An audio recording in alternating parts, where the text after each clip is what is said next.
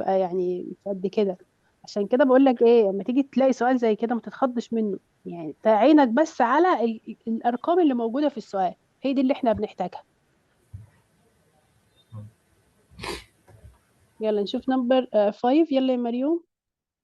مع حضرتك يا مس. نمبر 3. هو عايز الكونسيكتيف، هتبقى كلمه اكس بلس بس. 1.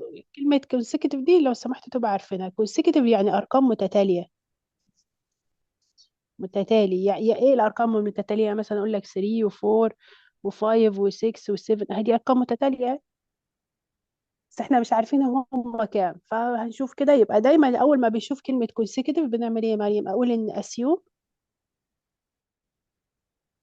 ان الرقم الاولاني هسميه بإكس اكس. طب بعده هيبقى وإكس اكس بلس 1. بلس 1 وإكس بلس 2.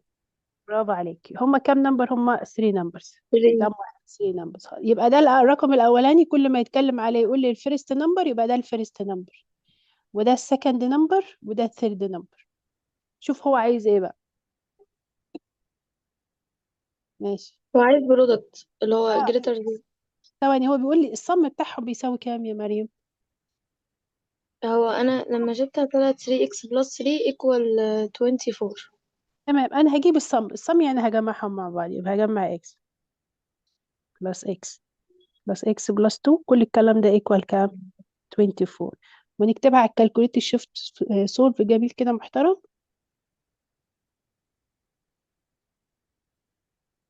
ونشوف الاكس بكام. يبقى انا خلاص كده جبت مين؟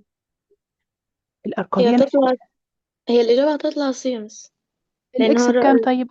7 و8 و9. يبقى الاكس ب 7. تمام، يبقى اول رقم عندي ب 7، يبقى الرقم اللي بعده هيبقى 7 و8 و9. هو بيقول لي انا عايز البرودكت. كلمة برودكت يعني مالتبلاي. لو مش عارف يعني ايه كلمة برودكت، يعني هنعمل مالتبلاي، نضربهم في بعض. هو عايز التو جريتست انتجر. الجريتست، ال9 وال8. برافو عليك، اللي هم اكبر رقمين، اللي هو ال9 وال8. يبقى البرودكت بتاعهم اللي هو 8 تايمز 9 اللي هو 72. برافو عليك يا ماري. تمام كده. السؤال ده بتاع الكونسيكتيف. طيب بصوا كده، عشان بس احنا عندنا 3 انواع من الكونسيكتيف. لا اما يبقى كونسيكتيف كده غلبان يقول لي consecutive